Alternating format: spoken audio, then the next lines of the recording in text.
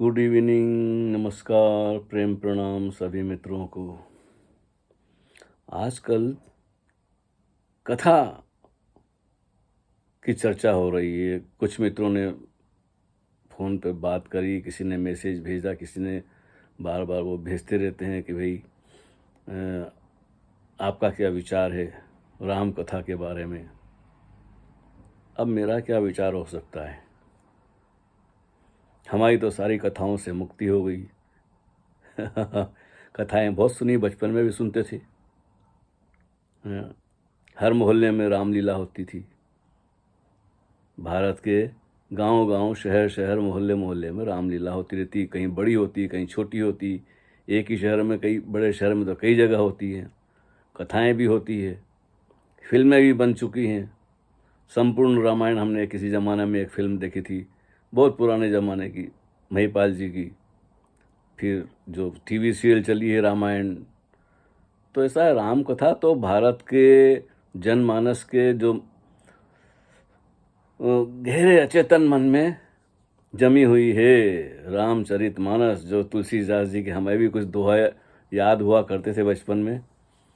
अब तो भूल भुला गए सब, सारे तंत्र मंत्र वगैरह वगैरह, दोहे और चौपाइयाँ और सब। एक समय था, उनके प्रति लगाव था, आकर्षण था।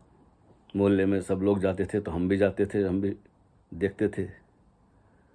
लेकिन क्या है कि जब ओशो के पास आए तो वो सारी बातें अर्थहीन सी लगती है, व्यर्थ लगती है।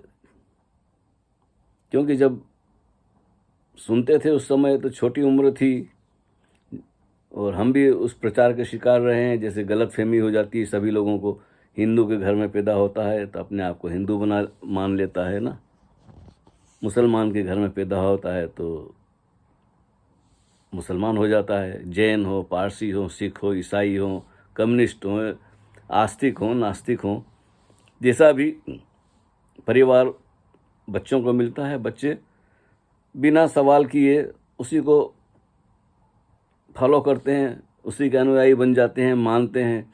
कभी शक शुबह संदेह होता भी है तो बड़ों से पूछते हैं तो बड़ों के जवाब भी कुछ ऐसे ही होते हैं। फिर बच्चे भूल जाते हैं सवाल करना। और कई कौम तो ऐसी है, खासकर इस्लाम, जिसमें सवाल पूछने की मनाही है, डांट देते हैं, पिटाई कर देते हैं। मैंने ऐसे एक्स मुस्लिमों की जुबान सुनी है कि भाई इस्लाम में अकल का दखल नहीं है, आप सवाल नहीं पूछ सकते हैं, जो भी कहा गया है उसे मान लीजिए और उस पर सवाल मत उठाइए।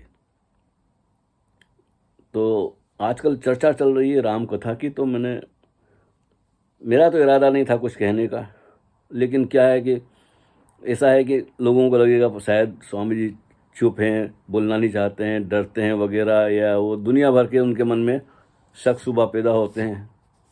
अब जब ये फेसबुक और इंटरनेट वगैरह चल ही रहा है, क्या कहते हैं कि यूट्यूब, तो मैंने सोचा चलो, कुछ मित्रों का ने वो खबर भेजी तो मैंने सोचा चलो मैं क्या कहूँ, क्योंकि मुरारी बापू को व्यक्तिगत रूप से तो मैं नहीं जानता। कुछ वीडियो उनके देखी है मैंने, वो भी उस वक्त जब वो कहीं गुजरात में, शायद सूरत में या किसी और शहर होगा, सूरत ही था शायद, ठीक से याद नहीं, तो वो कुछ विद्यापीठ का कुछ कर रहे थे। वो ओशो की कुर्सी, ओशो की जो चेयर है जिस पे ओशो बैठते थे, विराजते थे, उस कुर्सी को कहीं रखा गया था, विद्यापीठ वगैरह। बड़ा सेलिब्रेशन हुआ था, उत्सव हुआ था, काफ़ी लोग हुए थे। बरसों पुरानी बात है। और मुरारी बापू ने सदगुरु ओशो की बड़ी प्रशंसा की और ये भी कहा कि कोई बोलता नहीं है, सब लोग पढ़ते हैं ओशो को, सब लोग सुनते हैं। भारत में ऐसा कोई साधु समाज नहीं है, संत नहीं है या कथावाचक नहीं है जो ओशो को नहीं सुनता होगा, लेकिन कोई बोलता नहीं। लेकिन मैं तो उनको ये मानता हूँ, वो मानता हूँ, जो भी हो उनकी मान्यता है। और उन्होंने कहा था मैं ओशो को सुनता रहा हूँ, ये सब बातें उन्होंने बताई। ठीक है, जब ओशो सशरीर पूना में मौजूद थे, अहमदाबाद भी आते थे, गुजरात भी काफ़ी चर्चा था उनको उस ज़माने में। मैं 70 की बात कर रहा हूँ, जब 1970 से तो मैं जुड़ा हूँ, तो 70, 71, 72, 74 तक तो वो वहीं थे। 73 से वहाँ 74 का मार्च तक तो वहीं थे वो शो, मतलब करीब 4 साल ओशो मुंबई में रहे, वुडलैंड अपार्टमेंट में हजारों लोग आए थे उनसे मिलने, मिल के गए भी सही। मुरारी बापू भी वहीं थे, खबर भी उनको रही होगी, आ जाते कभी मिलने वुडलैंड में या पूना चले आते। खैर ये उनका पर्सनल मामला हुआ, क्यों नहीं आए। रामकथा तो चली रही थी उन दिनों भी उनकी। खैर मैंने तो पहली बार तब मेरा ध्यान गया कि भाई कोई कथावाचक है जो देश विदेश में, कश्मीर में भी पहुंच गए हैं ये, वहाँ भी इन्होंने कथा की है, विदेश में भी कहीं अरब कंट्री में भी गए हैं। खैर मुझसे इससे कोई वो नहीं है दिलचस्पी कि वो कहाँ कहाँ नहीं गए और कितने लोग, लाखों उनको लोग, हजारों लोग सुनते हैं। आश्चर्य तो तब हुआ जब मोरारी बापू ने अली मौला मौला अली, राम राम, राम कथा के बीच में राम भजन करते करते उसकी धुन लगाई, मौला अली अली मौला। फिर थोड़े दिन बाद मैंने देखा तो या हुसैन या हुसैन या हुसैन, और जब किसी ने इनसे पूछा तो बोलते मेरे अंदर से निकलता है। अब ये कोई नशे में हो आदमी, शराब भी हो, किसी धुन में हो, हाँ मस्ती में भी ऐसा होता है, ऐसी बात नहीं है, दोनों तरह का होता है। या तो बहुत अचेतन में पहुंच जाए तो अचानक मुंह से कुछ शब्द निकल जाते हैं क्योंकि व्यक्ति होश में नहीं है, या अति होश में आ जाए। और जहाँ तक मेरा ख्याल है एकदम पूरा सजग हो जाए तो विचार ही खो जाते हैं, शब्द ही खो जाते हैं। हाँ, एकदम प्रकाश ही प्रकाश होता है, वहाँ कहाँ मन के पार ही हो जाता है। बीच की स्थिति है कि कुछ जागे भी हैं, कुछ सोए भी हैं, कुछ बोल रहे हैं, पता भी है क्या बोल रहे हैं। तो आप ये नहीं कह सकते जी मेरे अंदर से आ रहा है। खैर हमने सुना था, क्योंकि मैं पिछले 4-5 साल से, वैसे तो वक्त काफ़ी गुजर गया, मतलब 2014 से मैं एक्स मुस्लिमों से जुड़ा हुआ हूँ। पूरी दुनिया में वो मुसलमान जिन्होंने इस्लाम को छोड़ दिया है, और क्यों छोड़ा है उन्होंने वजह बताई है, तो उन्होंने भी काफ़ी चर्चा करी है अली पर। अली की हत्या कैसे हुई थी, कहाँ हुई थी, किसने की थी, शायद मुरारी बापू को ये पता नहीं। और हुसैन, हसन हुसैन,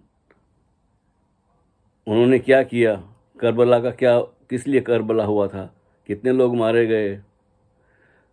अली ने मनुष्य जाति के लिए, मानवता के लिए क्या किया, या हुसैन, हसन हुसैन, उन्होंने ऐसा कौन सा योगदान किया जिससे मनुष्यता ऊंची उठी हो, सभ्य हुई हो, या अली ने कुछ ऐसी बातें, ऐसे कुछ कार्य किए हैं जिससे मानवता का भला हुआ हो।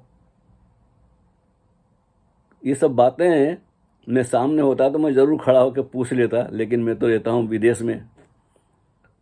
लेकिन लोग चर्चा कर रहे हैं, वो मुझे भी शामिल कर रहे हैं, वो कारण पूछ रहे हैं, क्यों नहीं, क्या आप क्या कहते हैं। कुछ लोग अपने अपने विचार रखते भी होंगे, मुझे तो इंटरेस्ट ही नहीं है कौन क्या करता है। ओशो ने सबको अपनी अपनी स्वतंत्रता दे दी है, अपने सामर्थ्य के अनुसार सभी जो हो सकता है उसे बांटते रहिए। अगर जो मिला है तो उसे बांटिए, नहीं मिला है तो चुप रहिए और अध्ययन कीजिए, साधना कीजिए, अपना ध्यान साधना का रास्ता है। विशेषकर तो ओशो ने भक्ति मार्ग को भी बहुत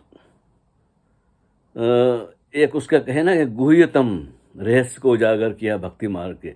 उसमें उन्होंने मीरा पे बोला है, सहजों पे बोला, दयाबाई पे बोला, कबीर, नानक, गोरख, दादू, फरीद, रज्जब और बहुत सारे संतों, यारी, दुल्हन, भीखा, अब और भी कुछ नाम होंगे बहुत सारे, यानी कि भक्ति योग पर बोला है ओशो ने।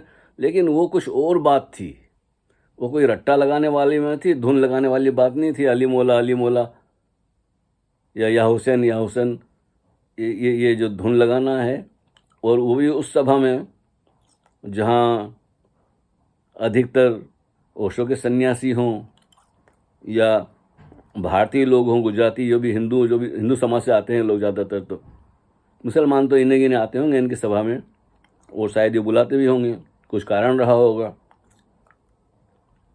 तो ऐसा है कि बातें कुछ ऐसी थी कि नहीं चाहते हुए भी सोचा नहीं कुछ तो कुछ बोल देना चाहिए ताकि लोगों को गलतफहमी ना रहे। गलतफहमी का शिकार तो हर एक व्यक्ति होता है। जब हम ओशो के पास नहीं आए थे तो हमने भी बहुत सारे गलतफहमियों को सच मान रखा था। जिस कम्युनिटी में हम रहते थे उनके साथ हम भी मज़ारों में चले जाते थे, वो ये मनाते थे, ताजिया वगैरह निकालते थे सब, लेकिन जब उसका अध्ययन नहीं किया था ना हमने उनकी किताबों का, इस्लाम की जो प्रमुख किताबें हैं, साहित्य है उनका, जो भी लिटरेचर है, उसका हमने अध्ययन नहीं किया था। और जैसा सब लोग बोलते हैं ना, महात्मा गांधी जैसे लोग, ईश्वर अल्लाह तेरे नाम, सबको सन्मति दे भगवान, सम्मति दे भगवान, ये बड़ी चुपड़ी हुई बातें हैं गंगा जी यमुना तहजीब की। वो कहाँ जमुना को वो समझते हैं जमुना हमारी है और गंगा तुम्हारी, हमने दोनों को मिला लिया तो एक नई तहजीब आ गई दुनिया में, जिसको उर्दू ज़बान कहते हैं। भाषा तो कोई भी हो, अगर आपको अच्छी तरह आती है तो आपको उस भाषा का आनंद आता है, उससे बात करने में मज़ा आता है। जैसे हमारी भाषा हिंदी सहज है, हमें सोचना नहीं पड़ता है। वैसे हम विदेश में रहते हैं तो अंग्रेजी बोलते हैं, व्यवहार की बात है, कोई शायद ही कोई मिलता, कभी बहुत कम लोग जिससे थोड़ी हिंदी में बात होती है। एक जरिया है आप सन्यासियों से, मित्रों से, फेसबुक पे और यूट्यूब पे। तो वहाँ अंग्रेजी क्या बोलना, क्योंकि जब कुछ लोग हैं जिन्होंने अंग्रेजी में प्रश्न पूछे हैं, अभी तक वो प्रश्न पढ़े हैं, मूड ही नहीं हुआ कभी बात करने का। आजकल तो बहुत कम हो गए हैं ना, क्योंकि जो कुछ कहना था कह चुके हम, लिख भी चुके, बोल भी चुके। अभी कोई ऐसी घटना घट जाती तो सोचते हैं चलो अच्छा है कि दो बात कही जाए।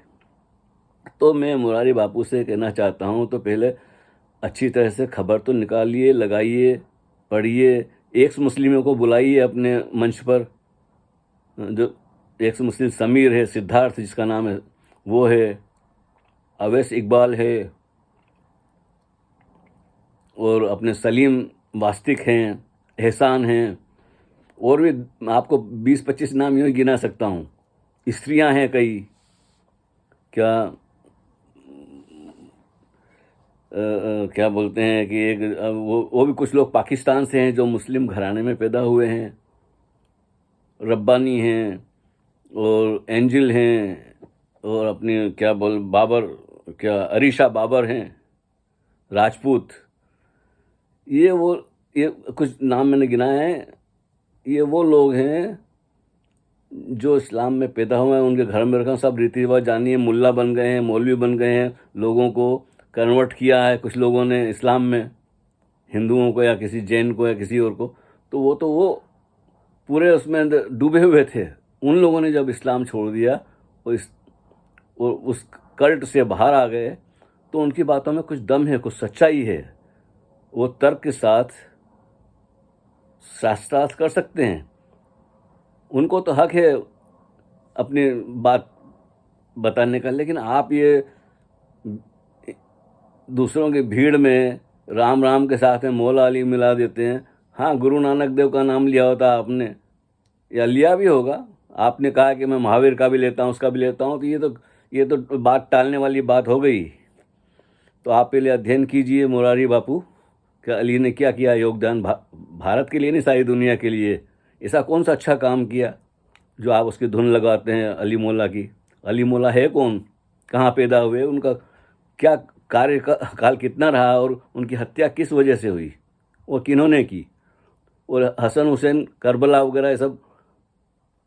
तो ये ऐसा है कि प्रचार है, लोग प्रचार में आ जाते हैं, भीड़ जहाँ होती है लोग सोचते हैं लाखों हजारों लोग जा रहे हैं, तो चलो कुछ न कुछ बात होगी। अब जो नए नए सन्यासी आए हैं ओशो के, जिन्होंने पूरी तरह ओशो को समझा नहीं, सुना नहीं है, या ध्यान अच्छी तरह से नहीं किया है, वो चल पड़ते हैं। व्यक्तिगत रूप से मैं किसी के खिलाफ नहीं हूँ, क्योंकि प्रत्येक व्यक्ति की अपनी स्वतंत्रता है। वो चाहे मस्जिद जाए, मंदिर जाए, चर्च में जाए, माने ना माने किसी गुरु को। बहुत सारे कथावाचक हैं, गांव गांव में कथा चल रही है, शहर शहर में रामलीला हो रही है, हर साल होती है, रावण का पुतला जलाया जाता है। तो आज की बात थोड़ी है, बड़ी परंपरा है। और जब तक हम परंपरा से बंधे हुए हैं,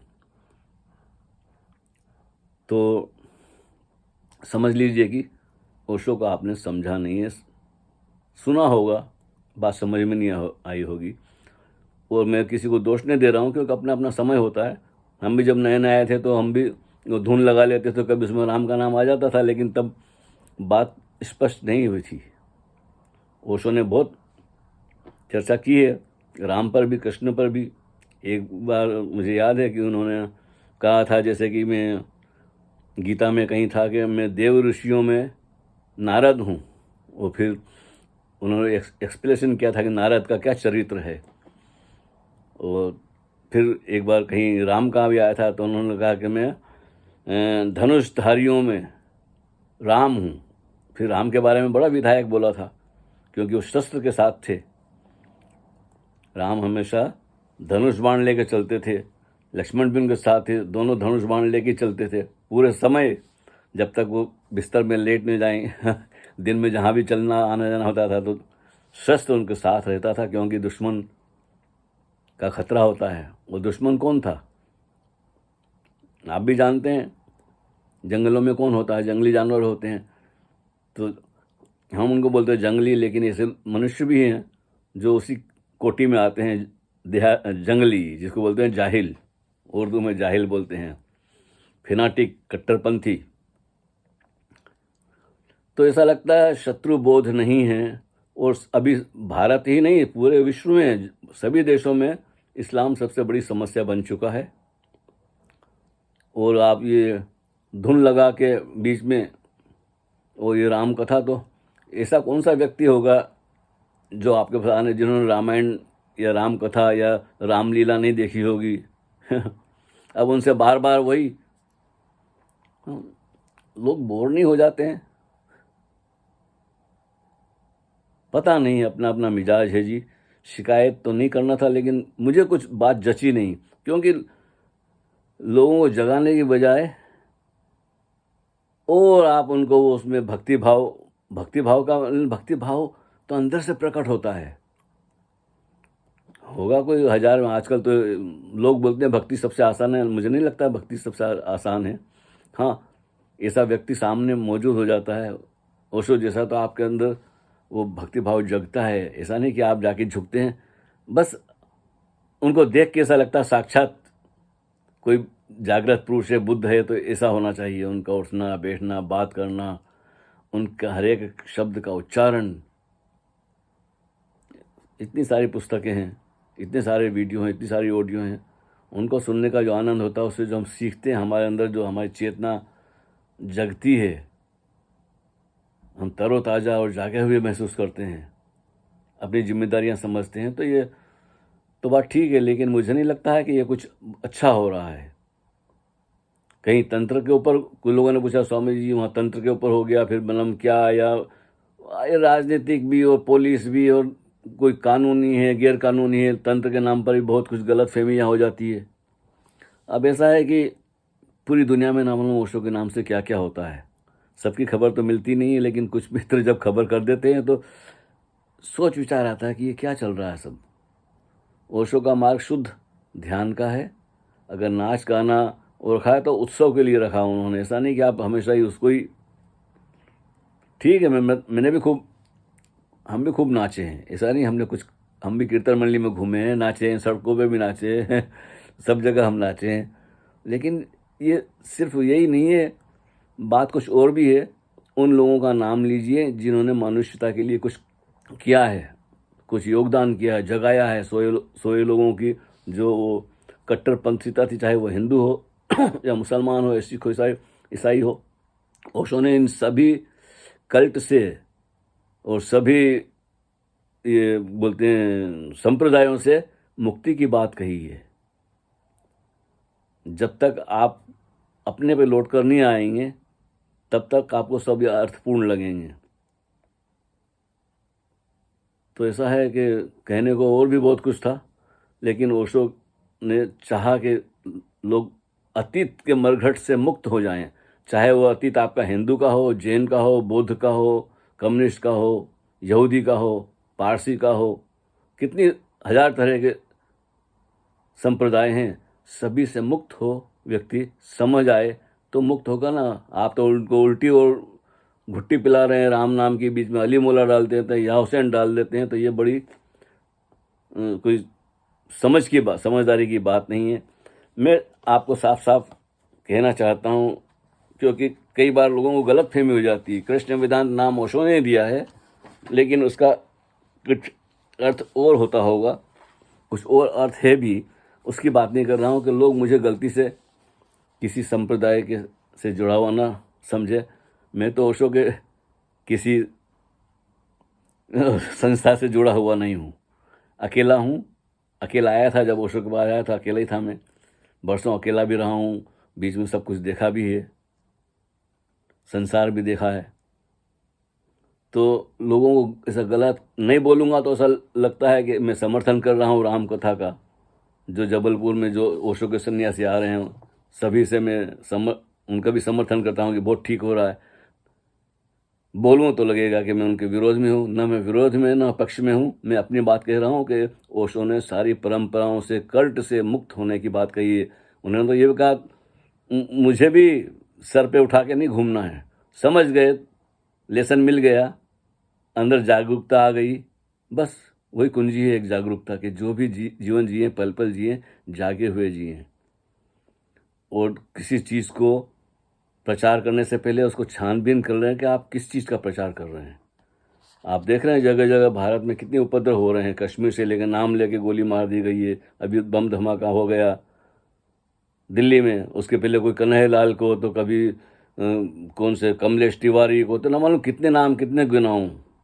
और नुपुर शर्मा ने जो बात कही वो बिल्कुल सच कही थी, लेकिन फिर भी लोगों ने कितना उपद्रव किया।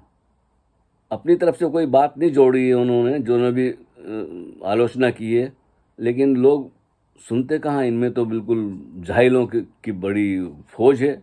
57 देश बन गए हैं। खैर, मैं अपनी बात ये कहना चाहता था कि कोई गलती से मुझे किसी संप्रदाय से, संस्था से जोड़कर न देखे, न किसी जात से, न किसी देश से। इसलिए मैं अपनी बात पहले मैं कविता में किया करता था, तो एक शायरी में कह देता हूँ शॉर्टकट में। कोई हिंदू समझता है, कोई मुसलमान समझता है, कोई हिंदू समझता है, कोई मुसलमान समझता है। इनकार करूं तो फिर वो मुझे बेईमान समझता है। इन गलत सवालों का सही जवाब कैसे दूं? इन गलत सवालों का सही जवाब कैसे दूं? मुश्किल है यहाँ इंसान होना, जिसे हर कोई आसान समझता है। और खिरदमंद यानी कि अक्लमंद तो टाल देते हैं मुस्कुरा के मेरी बात, और जाहिल सरासर मुझे नादान समझता है। और आईने में खुद को देखकर जो मुस्कुराता बहुत है, आईने में खुद को देखकर जो मुस्कुराता बहुत है, हर रोज बदलते चेहरे को अपनी पहचान समझता है। सारी बात इशारों में है। और इंतजार में जिसके मैंने एक उम्र गंवा दी, इंतजार में जिसके मैंने एक उम्र गंवा दी, मुझे वो सिर्फ अपना कदरदान समझता है। आगे दो चार शेर और भी हैं कि सिर्फ ख्वाबों और ख्यालों की उड़ती गुबार है, सिर्फ ख्वाबों और ख्यालों की उड़ती गुबार है।